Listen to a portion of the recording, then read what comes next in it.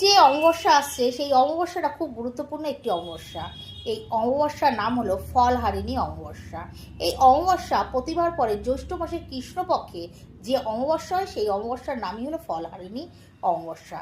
দেখো, আমাদের মনে ছোট বড় অনেক আশা থাকে, যে ইচ্ছেগুলো আমাদের কখনো পূরণ হয় না, বা পূরণ হওয়ার জন্য আমরা অনেক চেষ্টা করি, যখন হয় না তখন নিরাশা হয়ে যায়। কিন্তু এই দিনটি এমনই একটি সুযোগ আছে যে দিনে তোমাদের যে কোনো একটি ইচ্ছা তোমরা পূরণ করতে পারো। তার জন্য একটি ছোট্ট কাজ করতে হবে। 16ই মে এই ফলানি অমাবস্যা পড়েছে।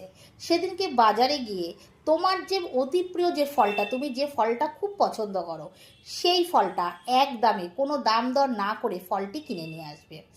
নিয়ে এসে তোমার বাড়ির আশেপাশে যে কালী মন্দির আছে সেই মন্দিরে সেই ফলটি অর্পণ করার সময় মনের যে একটি বাসনার কথা, একটি মাত্র বাসনার কথা তুমি মাকে জানাতে পারো, এবং সেই ফলটি আর তুমি ধরবে না, ছুবে না, তাকাবেও না সেই ফলটার দিকে, এবং তুমি বাড়িতেও নিয়ে আসতে পারবে না, তুমি দিয়ে চলে আসবে।